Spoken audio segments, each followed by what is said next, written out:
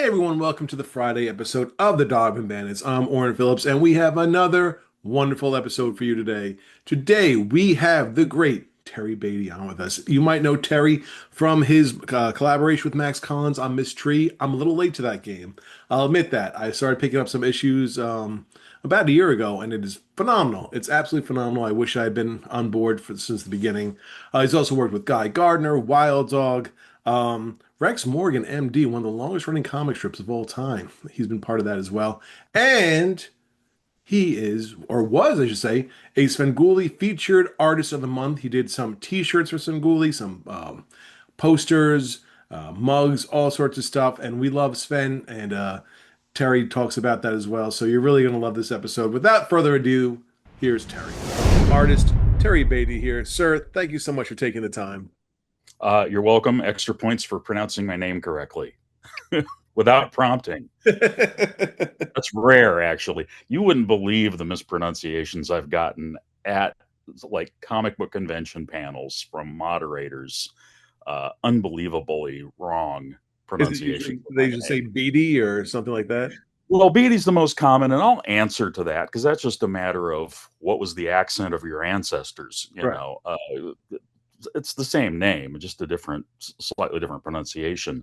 Mm. But I've had Betty and Beauty Oh. and Beatty and Beatty. And I'm just like, well, come on, just ask me before we go on, please. It's not that complicated. The Beauty one is kind of flattering, though. Yeah, it's not right, though. Yeah, that's true. Yeah, and it's not like there haven't been a few famous Beattys, but they all get called Beatty too. I was going to say. Ed and Clyde and cousin Warren, who's not my cousin. His name's actually Beatty with one T. He's a faker. So let's start at the beginning. How do you first discover comics? Well, I knew you were going to ask this question because I've watched some of your episodes, so I actually came prepared. Nice. I will show you this. Is the first comic book I remember seeing. Now, I don't remember if I actually got a copy, but I remember seeing this on a shelf at a hospital gift shop. 5 years old with my mom, and she's taken me to lunch at the lunch counter at the hospital when that was a thing you would go do. Right. And I remember seeing that and just being fascinated by it. It's like, how did Superboy learn to fly? And he's held up by balloons. And what is this about? And bright colors. And I thought it was amazing. Again, maybe she bought it for me. I don't remember. But I remember seeing it, which says something. But I really got hooked on comics when my older brothers started bringing them home a couple years later. And I really have to give credit to my brother Gary for bringing comics into the house.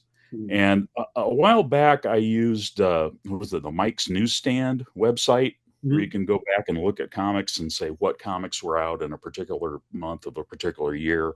And I figured out that the first comic book that I owned was this one. Oh, that's nice. Brave and the Bold, Bob Brown cover, probably the best cover he ever did. But the insides, let me find here, are by Alex Toth. Oh, okay. And if you're going to have a first comic book, one drawn by Alex Toth is not a bad choice. And it wasn't long until they started bringing home the Marvel comics. We were a couple of years into the Marvel phenomenon. But this is the first one I recall. My first encounter with Jack Kirby, which, created a lifelong obsession. Unfortunately, the insides are Don Heck, which is not to say anything bad about Don Heck. It's just that he's not Jack Kirby. True. What a cover. Yeah. And, and Marvel must still think it's a great cover because they keep reusing it. Yeah. There was an Avengers magazine a couple of years ago that used it. There's that big, giant Jack Kirby book that has this as the cover and on the slipcase. And there's me being cheap with that's in the same bag. Hey. You're saving really. Doesn't that deserve its own bag? It really should. It really should. That's so that's how I got into comics. My brothers just started bringing them home, right? And also, I was crazy into the newspaper strips too, because it's early '60s. We're at the height of Peanuts, Mhm. and also the adventure strip artists were sort of in their last hurrah period, where you still had Hal Foster drawing Prince Valiant and Chet Gould on Dick Tracy, Mhm. and we had the Phantom and Johnny Hazard and all these other adventure strips that I would see in our local paper, and then also when we'd go visit family or friends elsewhere, and you'd see these strips that you didn't get at home. I was always begging my parents to subscribe to another newspaper. We got two. That's enough. It's expensive. Stop it. So, how in life do you make the decision to try to get yourself into the comic industry? Well, I do recall that as very young, I went through a dinosaur obsession, as a lot of kids do, Mhm. and wanted to be an archaeologist, which is what I thought. That's not actually, they don't actually study dinosaurs. They dig up old pots and uh, and stuff and try to put them back together. Um, Paleontologist, I think, is the more correct term. But I couldn't spell it, and I also figured out, oh, you're digging in the dirt, and it's hot and dirty, and that's no fun. Mhm. And then I also have this here. I'm going to dig this out of the bag and find the important part. Uh, this was early issue of Green Lantern, Gil Kane, and let me find the panel that started it all. I should have had this bookmarked, but do we have some time? Do Of we? course. Okay. I hope I can find it. Oh, yeah, here we go. It's on page 3. This panel, Gil Kane has drawn himself into the story as the narrator, and he's sitting there at the drawing board with drawing the comic. Mhm. And reading that, I went, oh, light bulb. Somebody draws these. And, a lot of kids don't get that. I mean, back then, comics didn't always have credits. Mhm. And I've heard people say, well, don't they just print those up? Just like, well, where do you think the pictures come from? Somebody has to make the pictures. And I decided I wanted to be the guy who made the pictures. Mhm. And whether that was a newspaper strip or comic books, or whether it was superheroes or a humor strip, it didn't matter to me. I just wanted to do comics.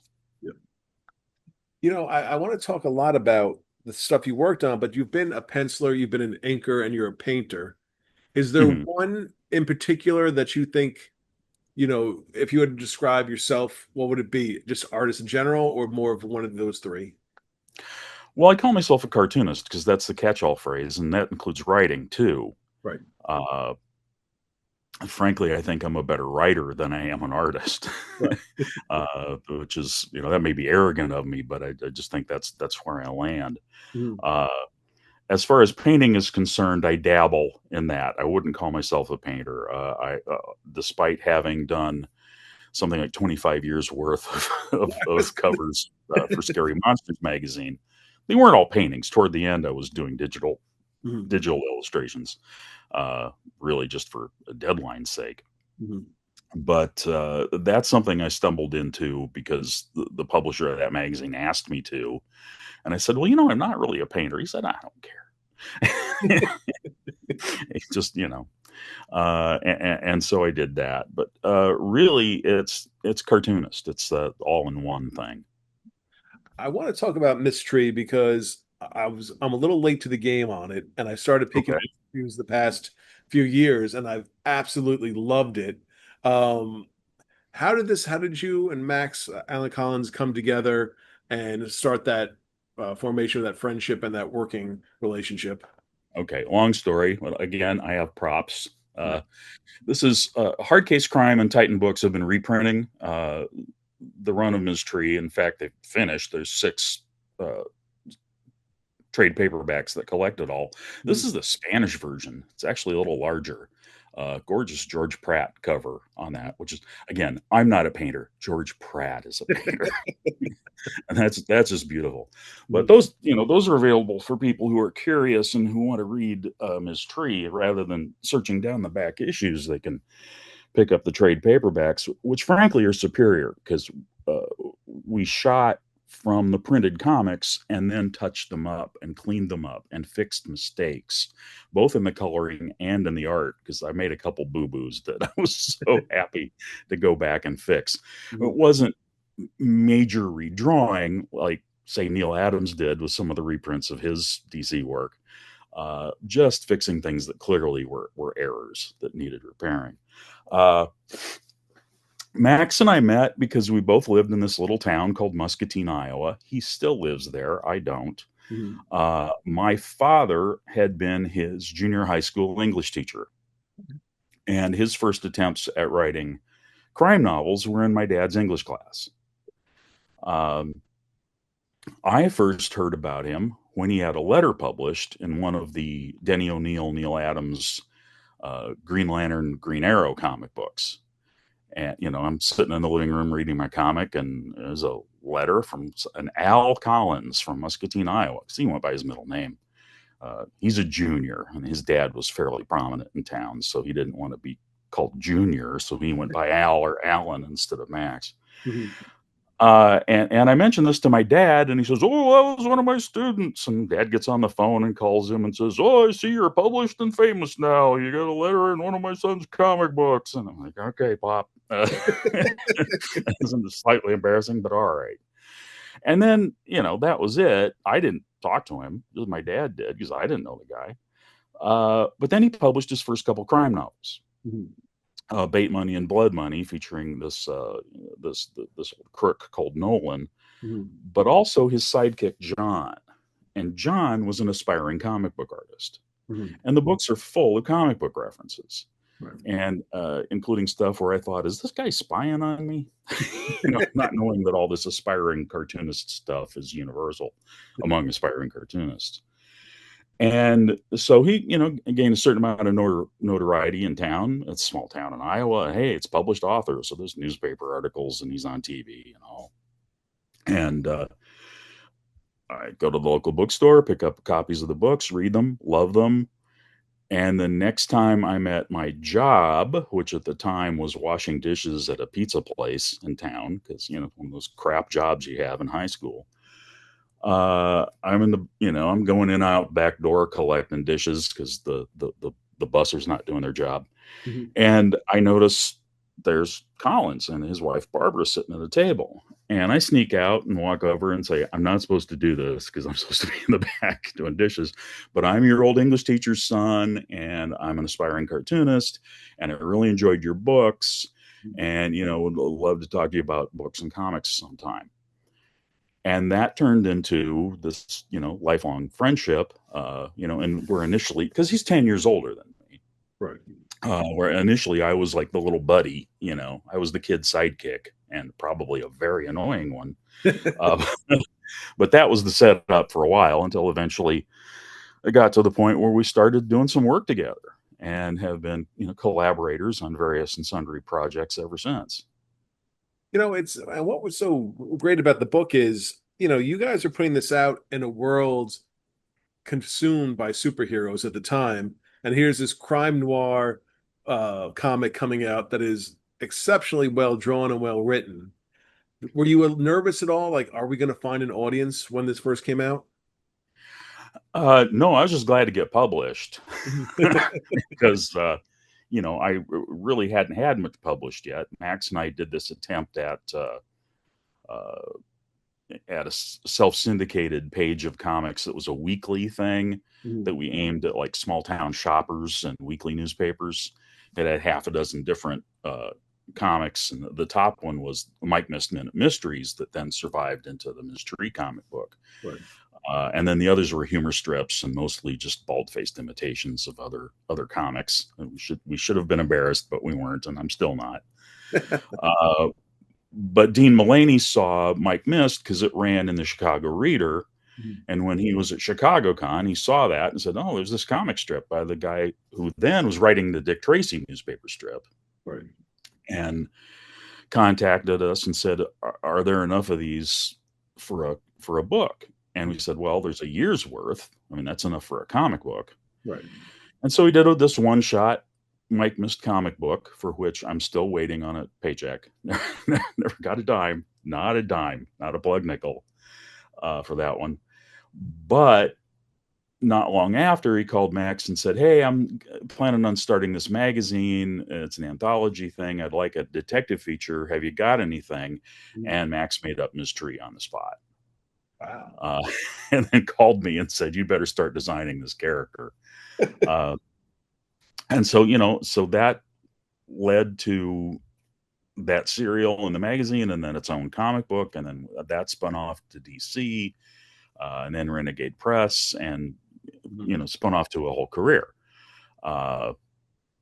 So we weren't worried about whether we'd have an audience or not. We were just doing the comic we wanted to do, and there hadn't been a crime comic since the Comics Code.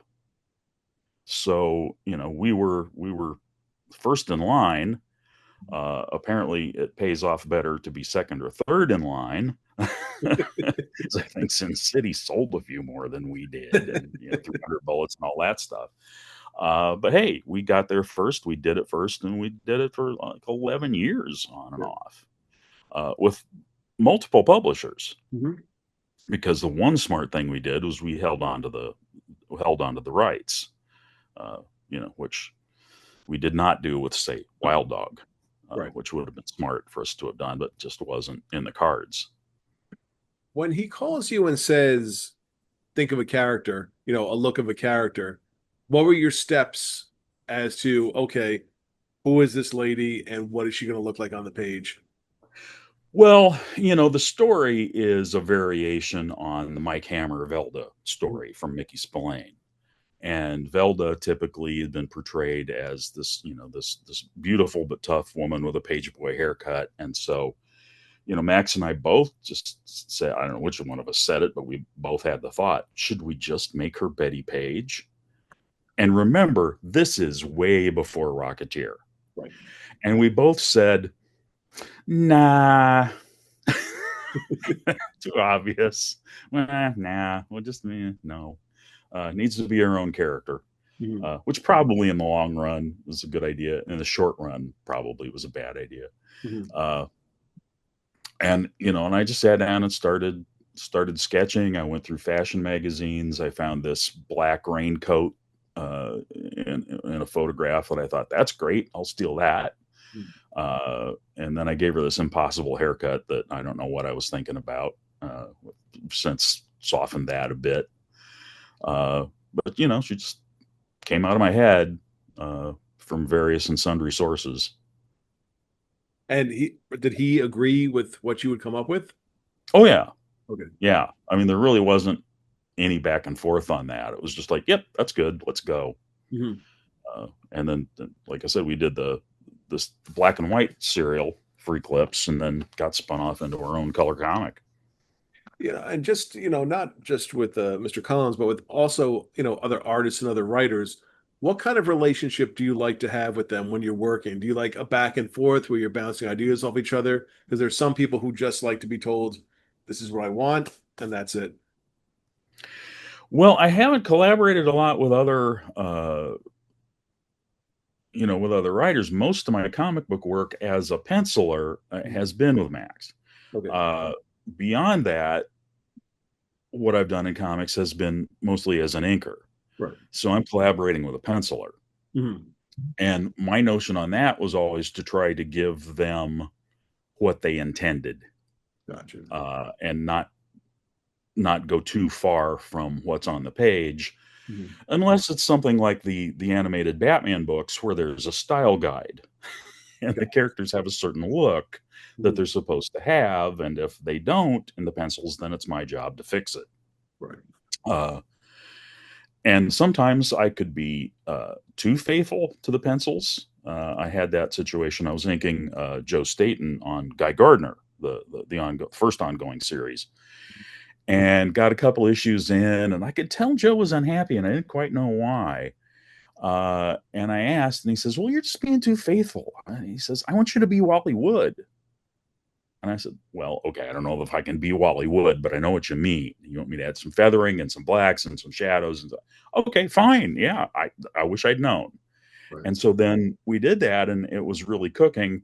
And then about halfway through, Image Comics was the big deal, and our editor, without coming out and saying it, uh, uh, wanted us to imitate Image Comics.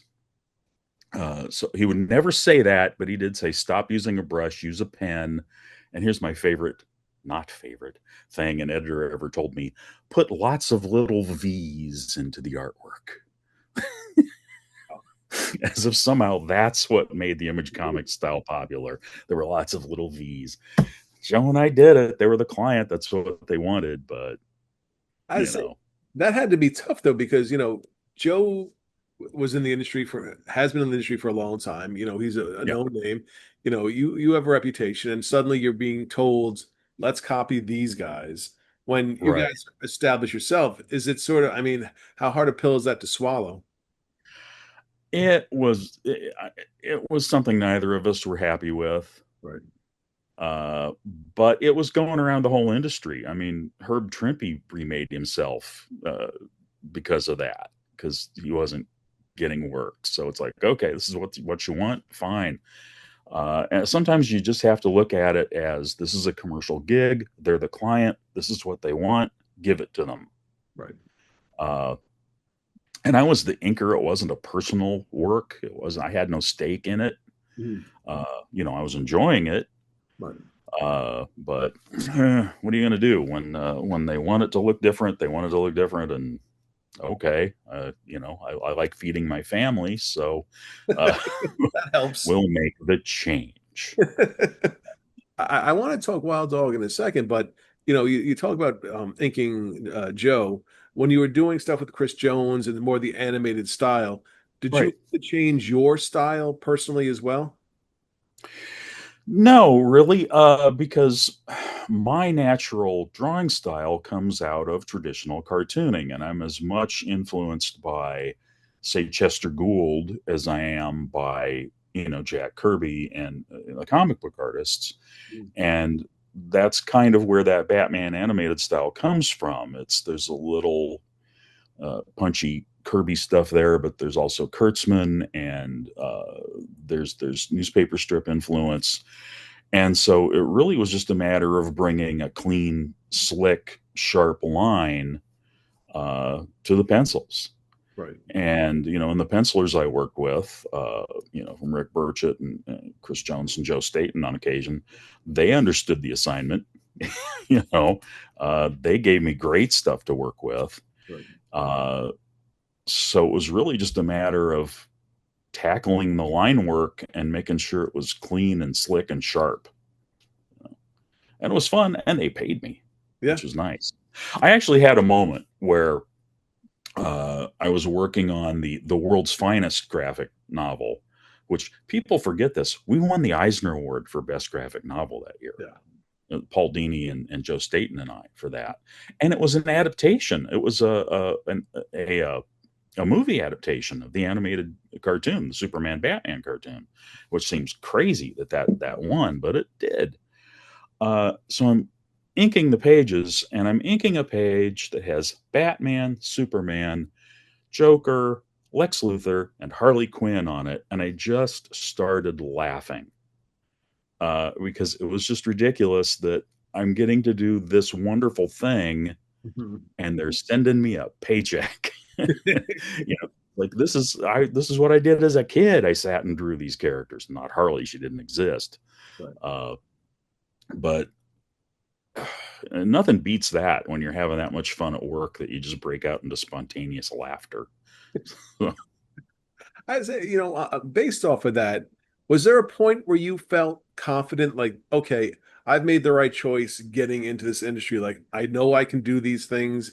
I know I'm, good enough to do these things, that you knew that this is where you belonged? I always knew it was where I belonged. I don't know if editorial always knew that. And there were occasional rough patches Hmm. where it was tough to line up some work. Hmm. But for the most part, uh, here I am. I'm 67 years old. I've turned out a lot of comic book work, Hmm. keeps getting reprinted. I mean, I look at my shelves and I've got 6 volumes of Ms. Tree. DC keeps reprinting the Batman stuff just constantly in different formats, which is nice because they pay royalties. Right. And I don't have it here, but First Comics has just done a hardcover reprint of the Johnny Dynamite miniseries. Premiered at San Diego, which is why I don't have copies yet because I was not at San Diego. I can show you the cover painting. Sure. This is very large. It takes up a lot of space. Oh, that's perfect. There's the cover painting right there. See, I came with props. I'm prepared. You're People the best guest ever. It's better to look at this than just my mug all through this. That's really well done. Thank you. One of 2 paintings I've done recently. The other was a T-shirt design for Svengoolie, which was loads of fun.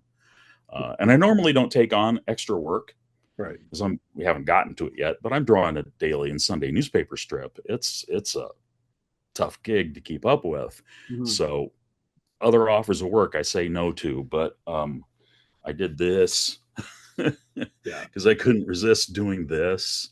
You know, go back. How do you say no to Svengoolie?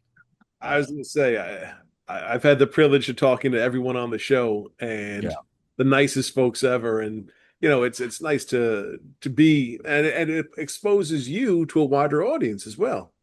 Yeah, well, I can confirm that they were great to work with. Probably the best commercial art experience I've had in my entire career. Right. Just pleasant and wonderful. And most commercial art experiences, you end up banging your head against the wall, reminding yourself, it's a paycheck. They're sending me a big paycheck. just give them what they want. But this was like, and they're giving me a paycheck too? Right. Okay. Great. Absolutely great. And there's the publicity, although at this point, I don't know that I'm looking for that. I don't need that. I've got my newspaper strip. I'm set. I'm good. As long as they let me write and draw that thing, I'm busy. So. Yeah, I want to jump that for a second, but just for Wild Dog. Yeah. You guys pitch that to DC? Did DC come to you guys and say, this is a character we have, would like you guys to take a crack at it? No, that was Max and I made that character up from whole cloth. Mm-hmm. And pitched it. The notion was, all the superhero characters are East Coast and West Coast, and maybe Chicago. It's all big city. There's nothing in the Midwest, in the smaller towns. And what would happen if some guy tried to do the superhero thing, but it was on a much smaller scale, so that he's not saving the world, he's saving his neighborhood. He's stopping the robbery at the convenience store. Mm-hmm. So that's interesting, and that's a story, and that's worth doing. And we pitched it. They bought it. Signed a terrible contract that I wouldn't sign now, right. But I was, still essentially a kid trying to make it in the comic book business. And when they say, "Okay, we'll publish the comic book, and Dick Giordano's going to ink it," you say, "All right, well, let me sign." Right. And it did great in the Midwest. Mm-hmm. We did comic book store signings here where people were lined up around the block. It was crazy. It was like we were the Beatles, because it was set here. And not here. I'm not there anymore, but it was set in our backyard. And so people like that. It's like, oh, hey, this is about us. This is about our town, our city, our place. Right. And they identified with it. And sold tons and tons of copies in the Midwest, not so much the rest of the country. Gotcha. Which is why there was no ongoing Wild Dog series, but did well enough for us to do, the Action Weekly serials and a one-shot special. And they keep dragging him back and putting him in other comics so that they can retain the rights, right. So it doesn't bounce back to us. Mm-hmm. And the character, as is right now, is unrecognizable to me. Was not a fan of what they did with him in the last iteration, which I don't want to go into. Right. But it's no longer ours. Right. If it doesn't say by Max Collins and Terry Beatty on it, it's, as far as I'm concerned, it's not really Wild Dog.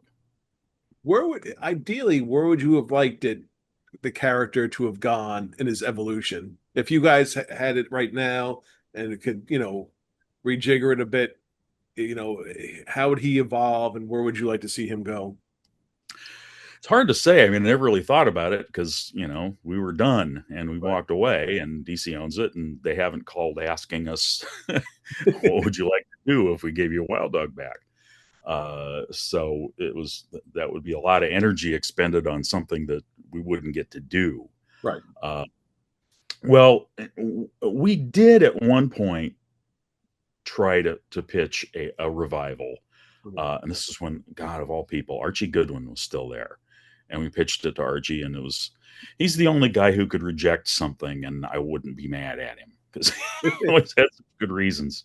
And so such a nice guy. Um,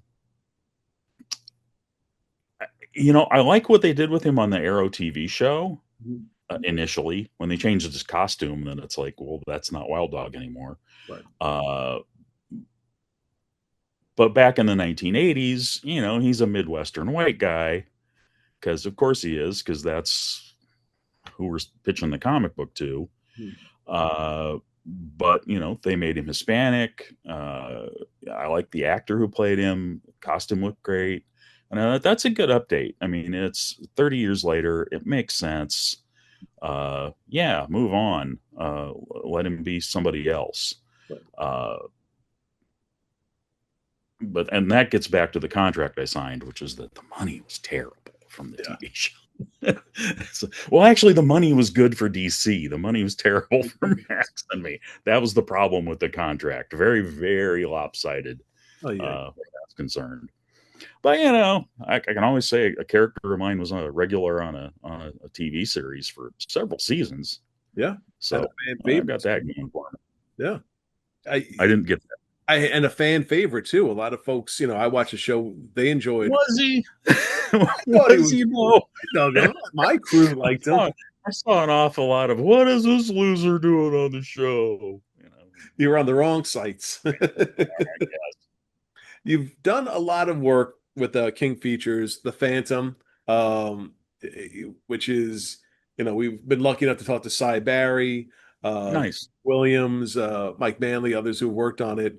Um, when you get a character like that who is sort of a historic cornerstone for comics, what did you want to bring to the table for him? Uh, well, the tough thing was, for one, I was following Eduardo Barreto, Mhm. who had drawn about 6 months worth of the Sunday page, and then took seriously ill and passed away. Right. Uh, and so they were kind of in emergency mode to Mhm. to get the strip up and running because they did not find out what was going on, and the strip was late, and they were just in panic and needed somebody very quickly. Mhm. I wanted to just make sure that it looked good, and because there's this long history of terrific artists, Cy Barry being the top of the heap. Mhm. Uh, and so I gave it my best. I did that for 5 years, Mhm. and really enjoyed it. But ultimately, about halfway through, I'd been given the opportunity to also draw Rex Morgan, and of course, I'm not going to say no because Phantom was just the Sunday page. Right. Rex Morgan was dailies and Sundays. So as you can imagine, it's going to pay a little more, much better for feeding the family. Uh, but the catch was, and especially when I started writing Rex as opposed to just drawing it, Mhm. doing that plus the Phantom had me working 7 days a week. Yep. And I just couldn't do it anymore at some point, and just had to say, guys, I got to let one of these go. And I hated to let the Phantom go Right. because it's this classic character. This is, and good Lord, what an overused word, but it is an iconic character. People use that word now to talk about stuff that's been out for a month. Uh, it just annoys the hell out of me. Uh, but I got my 5 years in. Mhm. I got a wonderful free trip to Australia where I got to attend 2 conventions and a fan dinner and got treated like royalty out of it. So I can't beat that. Mhm. Uh, And then, I moved on to doing Rex, but I'm very proud of what I accomplished on the Phantom. I think I did some good work. I think there's some good stories there. Uh, but it was harder than drawing Rex. Rex is all people in living rooms and offices. Phantom would be, a submarine and a jet fighter, and now camels. And it's just like, the research. Kill you, and you got to be accurate with that stuff, or people get on you about it, especially. And there's a lot of gunplay in the Phantom, and boy, people are serious about the gun stuff. And it's amazing to me what we were able to get away with, because if you even do one panel showing a gun in Rex Morgan or say Judge Parker, one of the other soap opera strips, complaints to high heaven. Just how dare you show this violent stuff on the comics page? Mhm. But because the Phantom has always had that level of action, it seems to get away with it. But it was fun. Lots of sound effects. Yeah, I give you so much credit because we've spoken to a few people who do the daily strips, and it is a machine. It is a non-stop machine. It's Uh, a grind. Yeah, yeah, there's no break. the vacations or time off and stuff like that because it has to come out every single day. How do you sort of, when you're storytelling, how do you sort of block out a story so it's this week, this week, this week, this week? How do you break it down so it fits a certain time, amount of time? Well, with Rex, I'm not really limited to keeping the stories a certain length. Okay. Typically, I try to keep them around 2 months, but they'll go longer. Mhm. The one I'm doing right now, that's being published right now, seems to have ended, people think, but there's actually a whole nother element to it that's going to go on for another 2 months. Mhm. Uh, and they're okay with that. I mean, as long as I keep things moving forward. Right. Writing a newspaper strip, though, it's crazy. It's almost more like doing a puzzle than it is writing, Mhm. because you have to write it so that people who only read the Sunday page can follow it, or people who only read the dailies can follow it. And sometimes people don't read Monday or they don't read Saturday. Right. And the Sunday strip in a lot of newspapers drops the top row out of 3 rows of panels. So you have to juggle all this Mhm. and have a certain amount of recap in both the Sunday and, say, the Monday strip Mhm. without it seeming like recap. Right. So it is tricky. But I always, when I start to write a new week, I always go back and I look at the Sunday page, the previous Sunday page, and say, okay, what happened that Sunday? Mhm. So that when I write the next Sunday, I'm following that and making sure that if there was something really important in the dailies, that gets noted, and so the people who are reading it 7 days a week are reminded of it, but the people who are only reading the Sundays get that information, and they're not asking themselves, now what happened? Why are we here now? But it's tricky, and I learned that skill from, one, reading tons and tons of newspaper strips. Mhm. Uh, so grateful that in the 1970s there was a fanzine called the Menominee Falls Gazette, Okay. and it was a weekly tabloid newspaper-sized zine Mhm. that reprinted old vintage story strips and ran the current ones as well. So it had, Johnny Hazard and Dick Tracy and Rip Kirby and all uh, Julia Jones and all these terrific story strips. Mhm. And that was my Bible. I mean, every week when that would pop into the mailbox, I would be gone for hours just Right. reading that. And I also got to watch over Max Collins's shoulder as he wrote the Dick Tracy strip for 15 years. Right. And I learned a lot from that, not from him writing that, and also particularly seeing Rick Fletcher draw it. Mhm. Uh, Learned about, because newspaper strip's a different animal than a comic book. Right. It's a different format. It's printed tiny. Yeah. in most newspapers. So you have to really think in stronger graphic terms than in comic books. A lot of comic book guys couldn't handle working in the strips. It's too restrictive. They don't know what to do with it. Right. And the writing's a very, very specialized skill. I think there's only a handful of people who know how to do it. And apparently I'm one of them. And you do it quite well. Well, thank you. Yeah, I want to talk a second about working with King because, we talk DC, we talk Marvel, but King Features has been there a long time and they have a huge cultural impact on our society and on comics. I think sometimes they get forgotten, but they did so much. I mean, you have so many wonderful characters that they're a part of. How has it been like working with King? Well, the thing about doing a legacy strip like Rex uh, that does not produce a lot of merchandising, Right. say unlike Popeye. I mean, King Features is as much a merchandising company as they are a newspaper syndicate, maybe even more so. Mhm. And so the big bucks are made off of merchandising Popeye and Betty Boop Mhm. and whatever other current humor characters there are.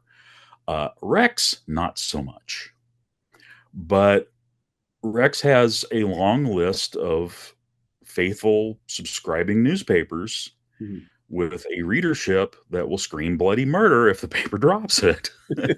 And so it's still a moneymaker. It's not a huge moneymaker, but it's still a moneymaker. So they keep it going. Right. They'd be foolish not to.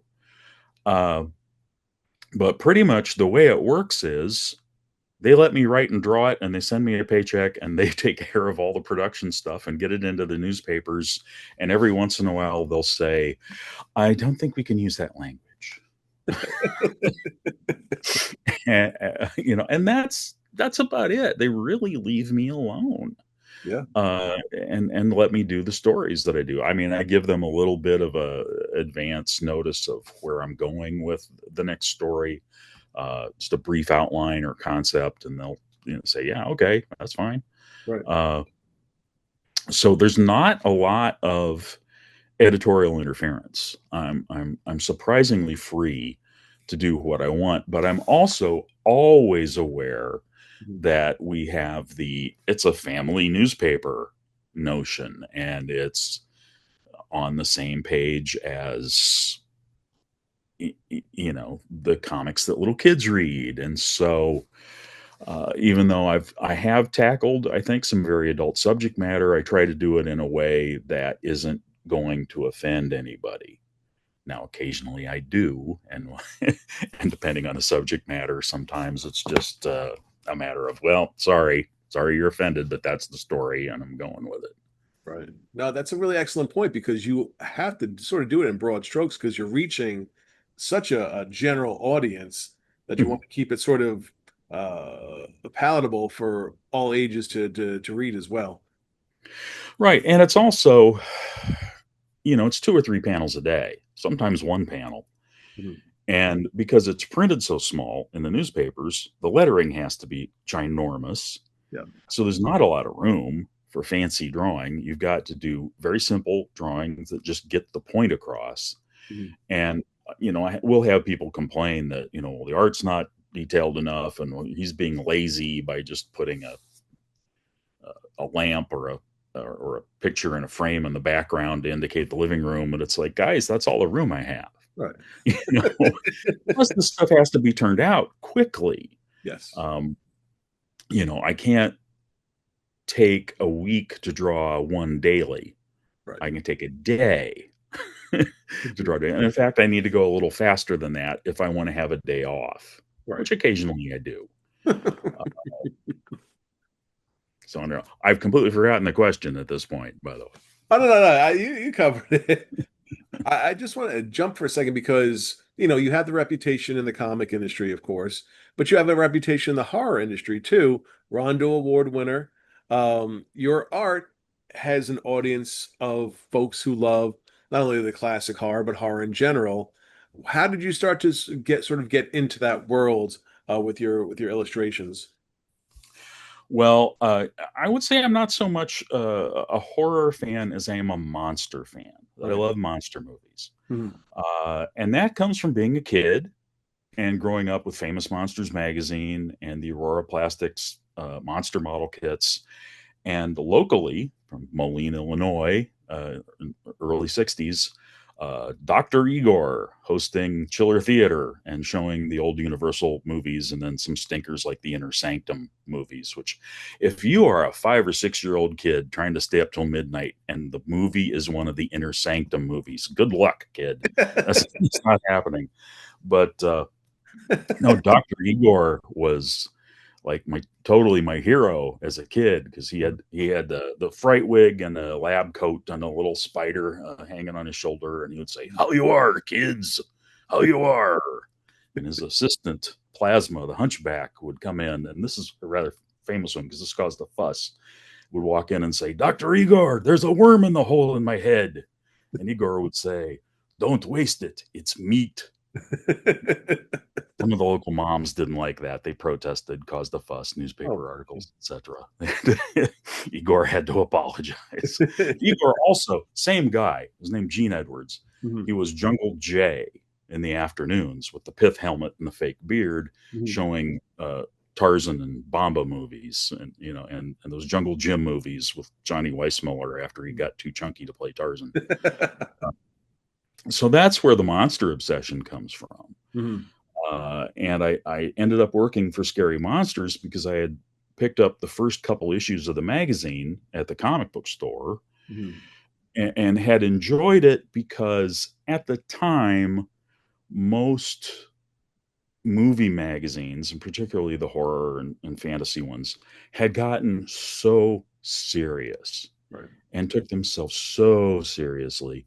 And that's fine. I mean, I like hearing about the nuts and bolts of how the films are made and looking at them as serious cinema, but I also just enjoy a goofy rubber suit monster movie. Mhm. And clearly Dennis Trichtenis, who was the publisher of Scary Monsters, loved a rubber suit monster movie and TV horror hosts because those were the two focuses of the magazine. Mhm. But it was it was barely a fanzine. It wasn't terribly professional, and the logo was horrible. And I sat down and drew up a logo for him Mhm. and sent it to him and said, "Hey, you don't know me from Adam, but I enjoy your magazine. Have a logo." Mhm. And he used it. And then I saw him at the Chicago Con a couple months later, and he asked me if I wanted to paint the covers for the magazine. And that's where, as I said earlier, I told him I'm not a painter, and he said, "I don't care." And so I, kind of learned to paint in public, doing those covers. Uh, and that's my monster story. What's the biggest lesson you learned as a painter as opposed to penciling and inking? Oh Lord, I don't know if I've learned the lessons yet on that. I still feel like I'm blundering my way through every time I do one. And before this Johnny Dynamite cover and the Svengoolie painting, I hadn't picked up a paintbrush except to paint a model kit, which is my other obsession, in years. So I felt like I was relearning things. Mhm. Uh, but I'm always looking at videos of real painters and picking up techniques and tricks and figuring out how things actually work as opposed to just covers due. I got to do one in 3 days. let's, let's throw this together and see what happens, which sometimes worked and sometimes didn't. My Boris Karloff mummy painting won me a Rondo Award, like you mentioned earlier, but there are a couple that I never want to see again. So I don't know. They can't all be winners. This is true. This is true. What would you say is you at your best? If someone said, Terry, what did you do for a living? What's you at your best? Um, I think the Johnny Dynamite comic that Max and I did because it combines both uh, private eye crime story plus a horror, a monster element Right. because it's I mean, we did not create Johnny Dynamite. Johnny Dynamite was created by Ken Fitch and Pete Morisi back in the 1950s. Mhm. But when Charlton Comics was divesting itself of all its characters, DC bought up all the superheroes, and we bought Johnny. Mhm. And reprinted the original stories in the back of our Ms. Tree comic book, and then ultimately did this 4-issue miniseries for Dark Horse. Mhm. And I look at that and I'm very pleased with it. I think it's solid work all through and through. It's just 4 issues and later in my career, so that explains that. I look at Ms. Tree and I look at the early work, and it's pretty formative, and I wince a little at some of the drawing. Toward the end, I'm quite proud of it all. But because there's that range, it's hard to just point at Ms. Tree and say, go look at that. Or maybe I could just say, just go look at the later issues. Right. Well, what's the best way for fans to follow you, to see what you've been up to, contact you? Really, I have a Facebook artist page if they just want to see my newspaper strips and any announcements about upcoming books. There's a personal Facebook page, but you don't want to follow that unless you share my political views, which we won't discuss here. Very left-leaning, but and not everybody is. So, other than that, any other like I have a web page, I had a blog, but they're both essentially abandoned. They're still out there, but they're very, very old and haven't been touched for years. Gotcha. But I don't do a lot of promotion because I'm drawing a comic strip, Right. and it's in the newspapers, and they're not going to go sell that to more clients at this point. It's surviving on its existing subscribers, and that's the way that's going to be. Right. If King Features is going to go pitch a comic strip to other newspapers, it's going to be one of their new ones. Right. And comic book fans are not all that interested. That's the funny thing. I think comic book fans must assume I somehow just disappeared off the face of the earth because I'm drawing a soap opera strip. And there's a large segment of comic book fans, particularly those of my generation, who love the comic strips, but they love the adventure strips. It's Flash Gordon and Prince Valiant and Dick Tracy. Merryworth, not so much, even though it was a very good strip in its day. Right. And Rex was one of those. I never followed Rex Morgan as a kid. It was in my local newspaper. I saw it every day. I never read it. I thought it was boring. Going back and looking at the 1960s version, yeah, it kind of is. The early version of that strip, the 1940s and 50s, it's a corker. Yeah. It really is very good. And it's never, it's Rex Morgan, MD, and yes, he's a doctor. The stories are almost never about medical stuff. It's all con men and love triangles and people being jerks. And so that's where I took my cue for the kind of stories I tell. Again, I've forgotten your question. And we are back. Yes. Another Rondo Award winner. Terry got that for Scary Monsters, and his art it's absolutely beautiful. If you're not familiar with it, please get yourself familiar with it. He's a great talent and a great guy to talk to. And hearing the stories about Miss Tree, I mean, now that I've sort of jumped in on that, I'm so glad to hear them. So Terry, thank you so much for coming on. We'd love to have you back. Guys, thank you for coming on, checking us out. Remember, we have our Patreon page. Guys, go help us out with that if you can. We'd really appreciate that. Have a wonderful weekend, and we will see you next week with a whole slate of new episodes. Bye.